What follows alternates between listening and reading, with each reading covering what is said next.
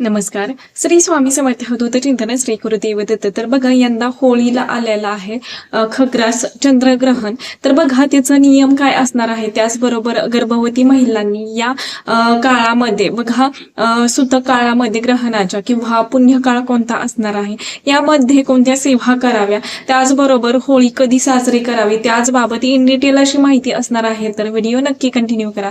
तर बघा यंदा होळीला चंद्रग्रहण आलेलं आहे.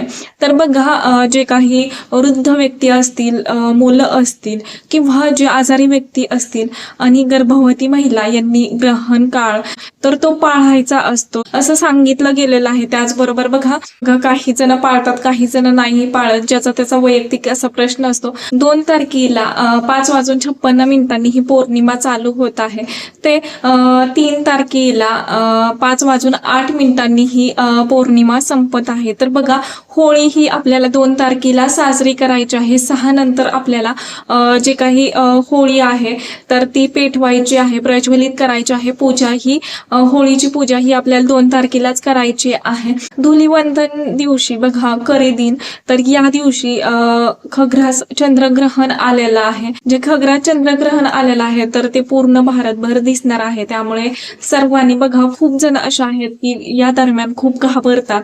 गर्भवती महिला एवढा वेळ सुतक काळ पाळायचा. त्याचबरोबर बघा या कालावधीमध्ये काय करावे, काय करू नये. तर या दरम्यान बघ जो काही ग्रहणाचा सुतक काळ असणार आहे तर तो चंद्रोदयापासूनच चालू होणार आहे. ग्रहणाचा काळ हा 9 तास पाळायचा असतो. तर बघा सकाळी सूर्योदयापासून संध्याकाळी 6:47 पर्यंत आपल्याला ग्रहणाचे वेध हे पाळायचे आहे. त्याचबरोबर बघा ग्रहणाचा वेदकाळ असणार आहे दुपारी 3:20 पासून ते सायंकाळी 6:46 पर्यंत ग्रहणाचा हा वेदकाळ असणार आहे. तर बघा या दरम्यान गर्भवती महिलांनी काय करावे, तर या दरम्यान अगदीच की तुम्ही जे काही सेवा असतात तर त्या करत बसाव्या. या दरम्यान आपल्याला चिरायचं नाहीये, कापायचं नाहीये. त्याचबरोबर असं म्हटलं जातं की मांडी घालून बसू नये, एकदम पाय फोल्ड करून बसू नये, तर पाय सरळ करून अगदी तुम्ही खुर्चीवरती बसू शकता, बेडवरती बसू शकता. पण आपल्याला जे काही चिरणं असेल, कापणं किंवा आपण हात वाकडे तिकडे करणं असू देत, तर हे सर्व काय आपल्याला नियम या दरम्यान पाळायचे असतात. त्याचबरोबर बघा आपण केस विंचरतो, वेणी जरी घातली तरी ते बोटे असे हे होऊन जातात, तर ते सुद्धा आपल्याला पाळायचे आहेत. त्याचबरोबर बघा ग्रहणाचा पुण्यकाळ असणार आहे 6:20 सायंकाळी ते 6:47 पर्यंत ग्रहणाचा पुण्यकाळ असणार आहे. तर या दरम्यान बघा असं म्हटलं जातं की जे वृद्ध व्यक्ती असतील किंवा ज्या गर्भवती महिला असतील, जे आजारी व्यक्ती असतील, तर या दरम्यान त्यांनी काही नियम पालन करणं गरजेचं असतं. आणि यंदा जे चंद्रग्रहण आलेलं आहे तर ते कन्या राशीतून आलेला आहे. त्यामुळे कन्या राशीवाल्यांना सुद्धा या दरम्यान काही नियम हे पालन करायचे आहेत.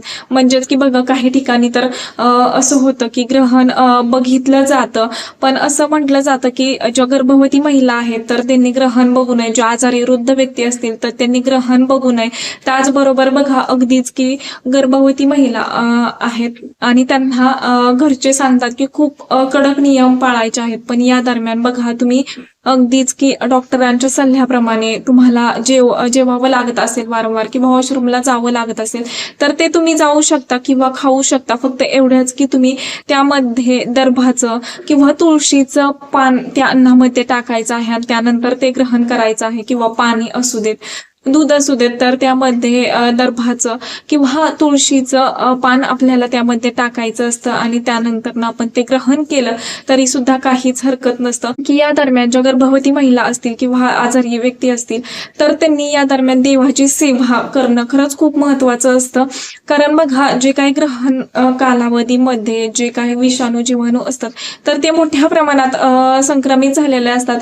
आणि तेच जर बघा जेव्हा आपण पाणी पितो किंवा जे जे काही शिजवलेलं अन्न असतं तर त्यामध्ये मोठ्या प्रमाणात ते चिटकलेले असतात आणि त्यामुळे आपल्याला बघा आजारपण येऊ नये की ह्या गोष्टी पालन करायच्या आहेत. त्याचबरोबर बघा या दरम्यान अगदीच तुम्ही गर्भवती आहात तर या दरम्यान तुम्ही जे काही देवाची सेवा आहे, मग तुम्ही तुमच्या कुलदेवीची सेवा असू दे, ज्या कोणत्या तुम्हाला सेवा आवडत असतील किंवा ग्रंथ असतील तर ते तुम्ही वाचू शकता.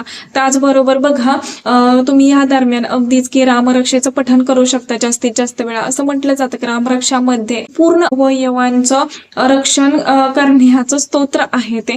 आपल्या बाळाचं संरक्षण व्हावं यासाठी तुम्ही रामरक्षेचं पठण करू शकता. जास्तीत जास्त तुम्ही पठण करू शकता. त्याचबरोबर बघा तुम्ही अगदी तुम्हाला वाटतंय की मला स्वामी चरित्र सारामृत पठण करायचं आहे ते तुम्ही पठण करू शकता. नवार्णव मंत्र तुम्ही पठण करू शकता. शिवाष्टोत्तर नामावली पठण करू शकता. महामृत्युंजय मंत्राचं तुम्ही पठण करू शकता किंवा बघा शिवमहिम तुम्ही पठण करू शकता. हनुमान चालीसा तर ते तुम्ही पठण करू शकता. ज्या तुम्हाला तुमच्या आवडीच्या सेवा असतील तर त्या तुम्ही पठण करू शकता किंवा कोणतेही धार्मिक ग्रंथ तुम्ही या दरम्यान नक्कीच पठण करू शकता.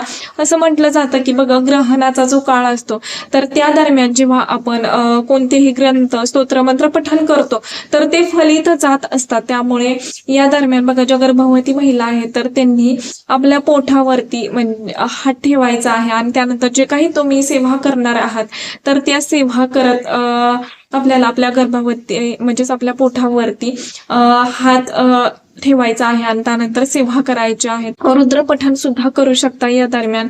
दुर्गा सप्तशती असू देत, मल्हारी सप्तशती असू देत, हे तुम्ही पठण करू शकता. पण जास्तीत जास्त रामरक्षाचं पठण करावं. जे काही आपल्या गर्भाचं रक्षण होईल, जे काही स्तोत्र मंत्र असतात तर ते सुद्धा तुम्ही या दरम्यान नक्कीच पठण करू शकता. तर बघा ज्यांना खरंच असं वाटतंय की तहान लागली आहे पण तुम्हाला कडक नियम पाळायला लावले असतील घरच्यांनी तर या दरम्यान तुम्ही पाणीही पिऊ शकता. फक्त एवढंच की त्यामध्ये तुळशीचं पान टाकायचं आहे ग्रहणाचा वेदकाळ चालू व्हायच्या आधी आणि त्यानंतर तुम्ही सर्व काही खाऊ पिऊ शकता. त्याचबरोबर बघा की काही जण काही नियम पाळत नाहीत पण असं म्हटलं जातं की ग्रहणाचा जो काळ आहे सूतक काळ आहे तर तो गर्भवती महिलांनी अवश्य पाळावा. शेवटी ज्याची त्याची इच्छा असते पाळायचं की नाही ते.